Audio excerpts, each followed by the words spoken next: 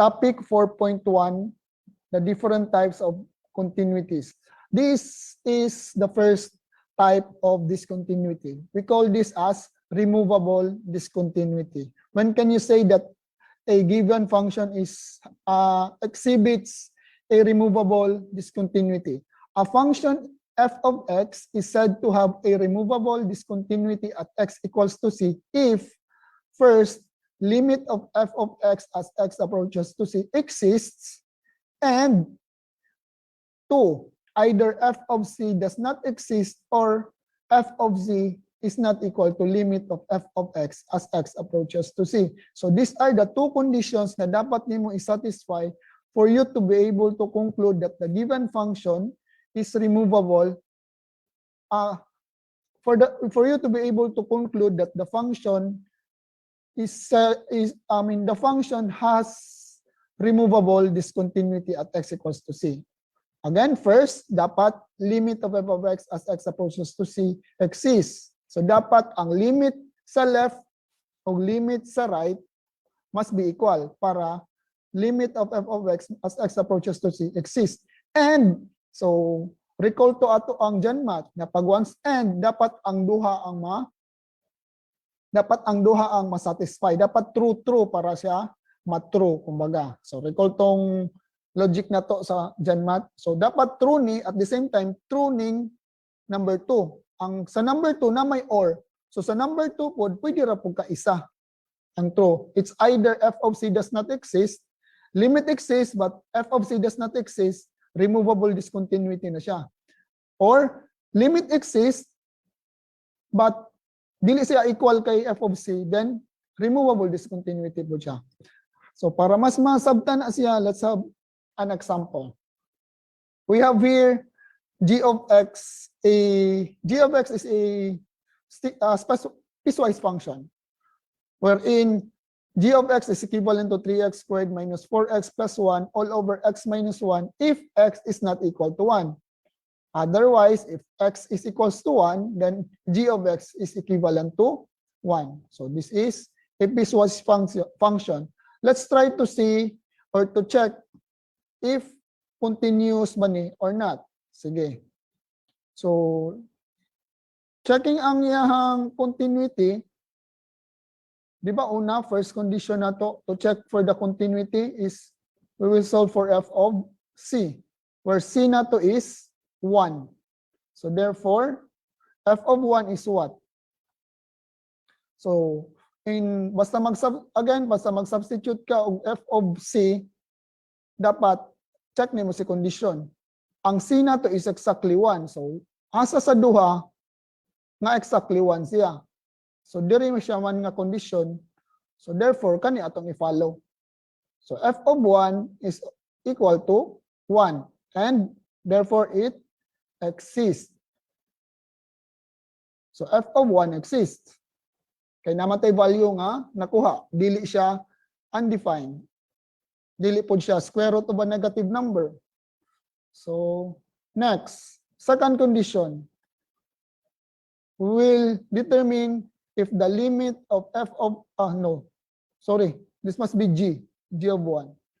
G of x as x approaches to 1, dapat nag-exist. Since piecewise function siya, again, ang kailangan nimo para ma-determine nimo ang limit niya is dapat isolve sa nimo si limit of g of x as x approaches to 1 from the left. So kung from the left ni 1, values from the left ni 1 are all less than 1. So asa sa duha kong condition na x is less than 1, kanibang x is not equal to 1 or x is equal to 1. So when you say x is less than 1, meaning x is not equal to 1. So therefore, to solve for the limit of g of x as x approaches to 1 from the left, kani nga function ato ang substitutan. Because ang mga values na less than 1 are not equal to 1 under siya anikang condition. So by substitution, kani, maun sa man we have here mo 0 ata ni. 0/0. So kailangan nato ni og factoring. So kay kung mag-by substitution ka, this becomes 3 times 1 squared minus 4 times 1 plus 1 over 1 minus 1. Denominator pa lang, so kani, 3 times 1 squared, this becomes 3 times 1 squared is 3 gyapon minus 4 plus 1 over 0. Kasi 0 po na sa taas. So meaning indeterminate. So kung indeterminate, we need mag-factoring ta. So try nato ning factoring. Erase na ko ni ha. Take note of this na 1. G of 1 nag-exist na. Ang limit na lang itong problema. So erase ko na para natin enough space. So kailangan nato si 3x squared minus 4x plus 1 over x minus 1. Sorry. Focus ata sa factoring. Minus 4x plus 1. Factor ta again. Factoring trinomial, i-multiply si 3 ug si 1. This becomes 3. Then we factor this out as 3x over 3 sa baba. Then since minus ni, copy lang si minus. Since plus ni, dapat same sign. So minus, minus. Then mangita tag factors ni 3 nga pag i-plus ma 4. So ang factors ni 3 nga pag i-plus ma 4, 3 and 1. Kay 3 times 1 is 3. 3 plus 1 is 4. So simplifying this one, since factorable si 3, palabas na to si 3. Ang mabilin sa sulod, this becomes 3 minus 1. 3 times x minus 1. Ang kani is non-factorable naman siya. So copy lang, as is lang, then over 3. And cancel this out, meaning kani ang factor ani sa taas. So take note of that. Isa. Kuha na to na ha. I-take note na to. So we have x minus 1 og 3x minus 1. Sige. Okay na to sa factoring, i-delete na nako ni ha. Basta kadto ang sa factor pag-factora na para natay kuha na to ang space. So meaning kaning 3x squared minus 4x plus 1 over x minus 1 is just equivalent to x minus 1 katong gi-factor na nato og 3x minus 1. X minus 1. This is equal if ang x is not equal to 1. Kaya kung mo equal to 1 man gud siya, mo 0 ang denominator. Pero kung dili siya equal to 1, pwede ra ta mag-factoring, then ma-cancel out naman eh. So meaning, ang mabilin kanira. So therefore, to solve for the limit of g of x as x approaches to 1 from the left, katong na-simplify na, pwede ra kaning 3x minus 1 ang atong substitutan. So, by substitution,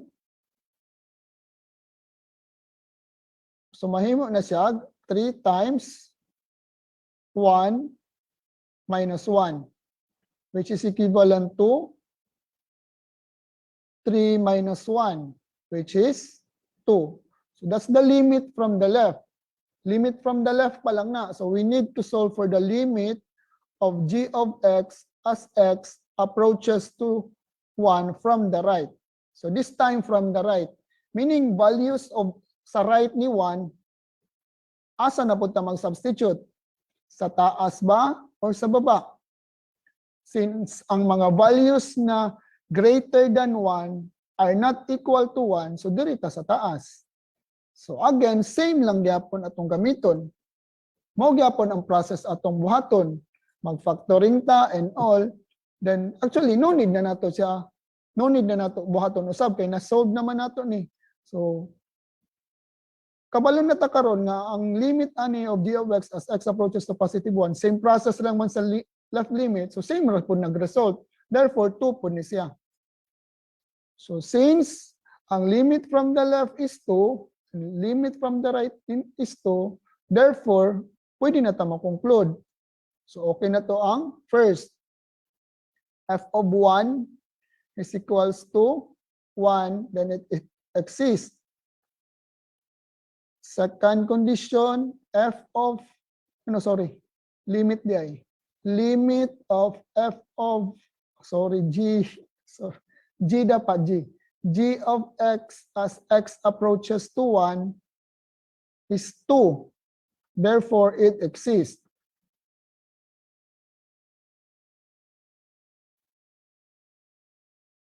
Next, ang third condition, ang g of x, g of 1 is 1, while ang limit nato of g of x as x approaches to 1 is 2. What can you say about sa duha? Di ba dili equal? Since dili equal, therefore, we can say that g of x is discontinuous at x equals to 1. So discontinuous, yeah. But the follow-up question, what kind of discontinuity ang yang gina-exhibit? So based sa ato ang dere, kung atong tanahon, di ba nag-exhibit as well as atong f of c. Kanara, 1 og 2. Nag-exist man sila duha. But, ang second condition, dili man sila equal. So therefore, g of x is discontinuous at x equals to 1 and has a removable discontinuity. So, pwede ra pod actually, ang shortcut gid ani, pwede ra ka mosulti. Therefore, g of x has a removable discontinuity at x equals to 1. So, pwede ingana na pagka-conclude. So, again, nganong removable siya because g of c exists, limit would exist, but they are not equal, so removable siya. So, mao to ang condition para matawag siya removable, para matawag o ma-under siya sa removable nga discontinuity. Ang follow-up question niya, ano kaya gitawag og removable? Gitawag siya removable kay kung tan-aw na to yang graph, ani ang itsura sa removable discontinuity. Ang isa sa ilhanan na nga ma-removable sa nga discontinuity kanang naay whole. O na other term sa removable discontinuity is whole nga discontinuity. And nganong gitawag siya removable discontinuity? Because kaya nato i-redefine ang function para mahimo siya continuous. Kumbaga, pwede ma-remove ato ang discontinuity. So mao na matawag sa removable discontinuity kay ma-remove ang discontinuity. How will we remove the discontinuity? Ato ra siyang i-redefine. Meaning, kung saan may problema to ganina, di ba ang problema na lang is katong para dapat equal na lang sila. So para ma-equal sila, inganion nimo ang pagka-kuan. Dapat ani i-redefine nimo as g of x is equivalent to katong sa taas gani, sa ganito, balik ta ha, kana 3x squared minus 4x plus 1. Dapat 3x squared minus 4x plus 1 all over x minus 1 if x is not equal to 1. Pero dire, 2 na imong ibutang if x is equal to 1. Kay kung kanimang god, kung 1 atong ibutang dere, na siya whole dere. So para ma-remove siya, i-redefine nato, himo na to 2. Kay kung 2 ang nakabutang dere, mo equal na atong limit ug ang f of c. So ang hint lang ana, ilisdan lang nimo ning dere. ilisdan nimo tong f of c, ang iilis nimo ang value nimo sa imong limit. So mao na ang pag-ingana, pag i-graph na nimo, ingani na gitsura sa iyang graph. So kung tanaw na nimo, wala na tong hole diha nga part. Nawala ng hole. Nga naman, di ba diri na gikan? Mura ra siya gibalhin dito, gitapak kumbaga. So na-remove na ang discontinuity. So meaning, kani nga kung kani ang atong istoryahan nga function, discontinuous siya. Pero kay nganong discontinuous siya again because na siya whole. Pero pag kanina nga function ang istoryahan, continuous na siya kay katong point dire gibalhin na siya dito. So gitapak siya, wala, continuous na siya. So again, mao nang gitawag na whole discontinuity again because na siya whole. Gitawag po siya removable discontinuity because ma-remove nimo ang discontinuity by redefining the function. How will you redefine the function? Ilisdan lang to nimong f, ang value sa f of c nga mahimo siya equal sa limit pod. So ingana ang pag-redefine. So that's removable discontinuity.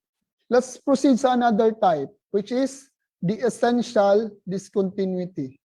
So essential discontinuity, when can you say that a function has an essential discontinuity? So a function f of x is said to have an essential discontinuity at x equals to c if the limit of f of x as x approaches to c does not exist.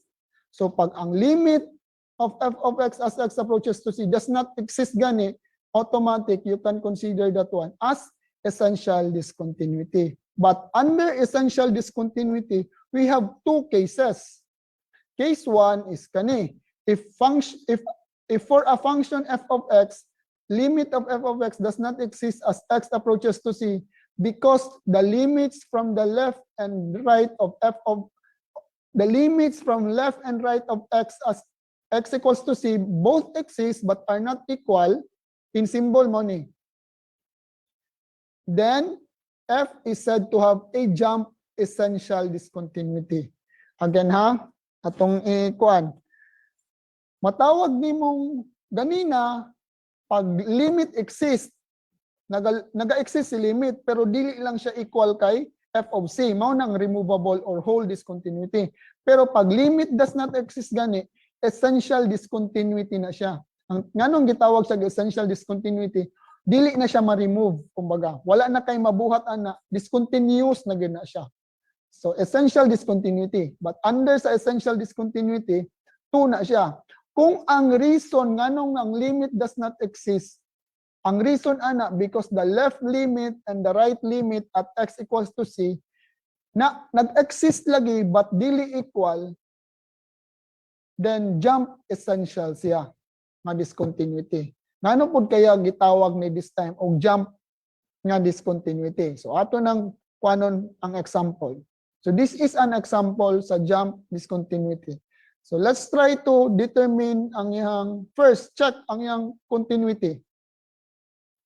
Let's try to solve for the first condition. H of, ang C na to this time is 4. Kaniyo? So H of 4. Sige. We determine H of 4 if it exists.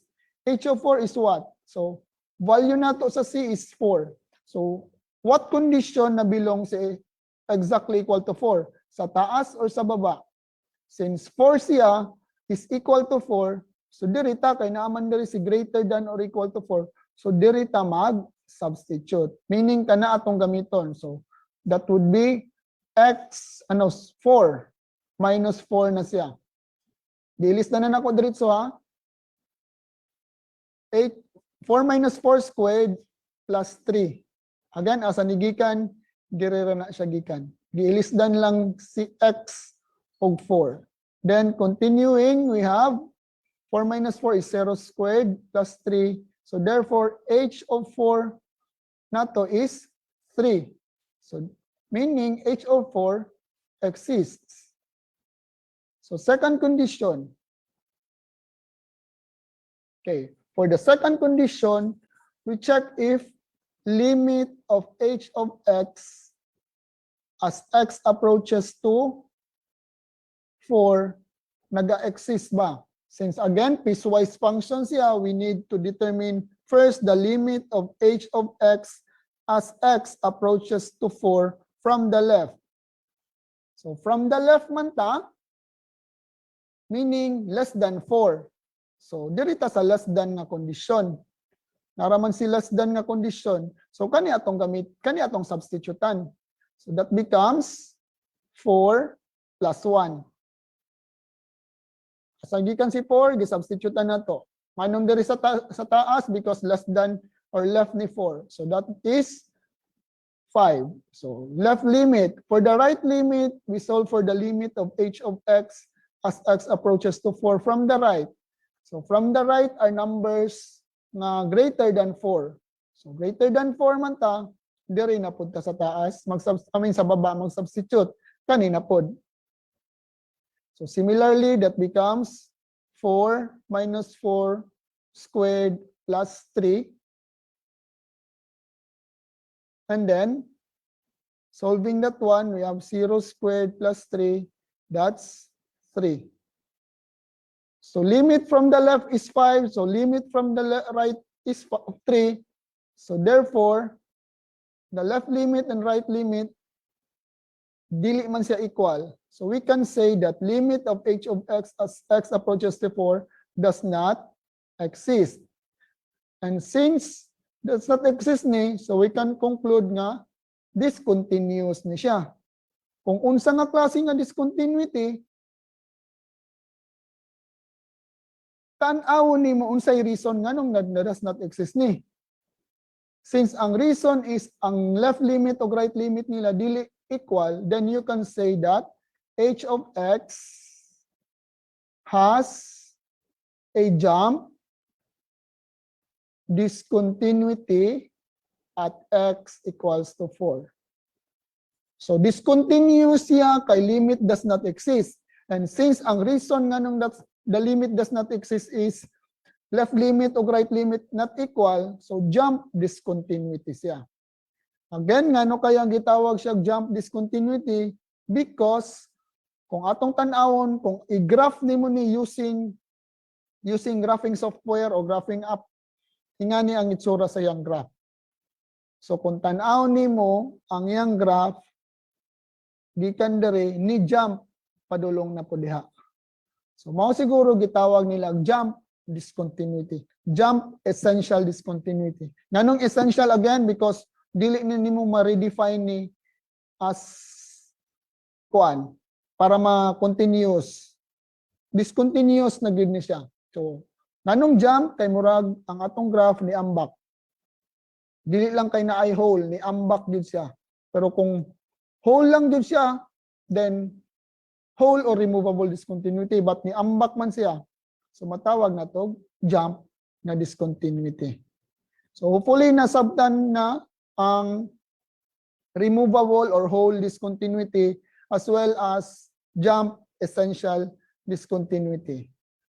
So let's proceed sa last one, case.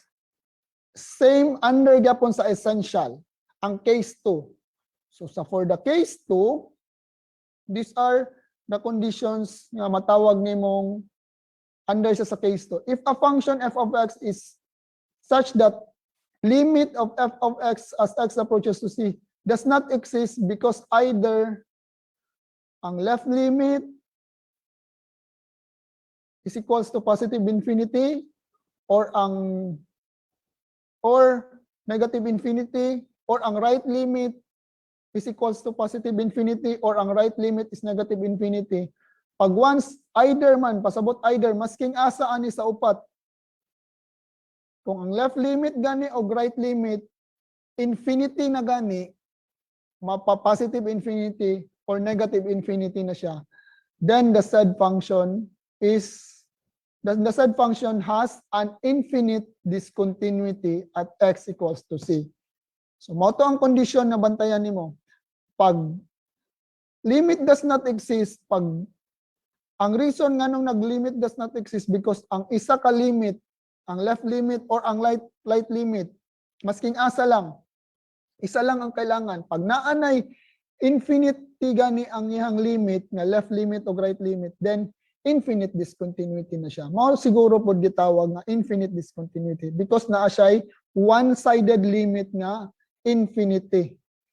Mapa-positive or negative na. So, para mas makita, mas ma-visualize, let's have an example.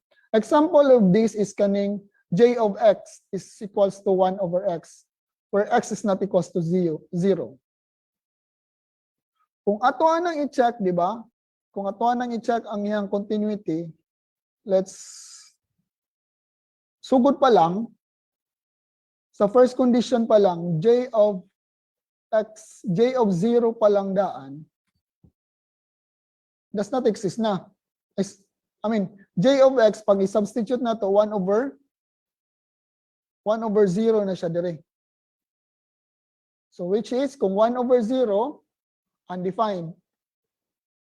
So again, kung undefined gani, pag substitute na to sa pagpangita na to f of c or j of c, tapos na undefined siya, kung sa itong buhaton gani, we can either, balik ta sa basic na to nga trabahoon. Kung saan pagpangitag limit. Ang pinaka-basic is mag-table of values. So, kung tanaw na to ang table of values niya, kani is pa-horizontal.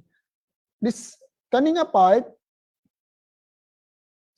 sabo na to kani nga part dere, giisa na lang mangguna ko, kani nga part dere is the left limit, kani is the right limit.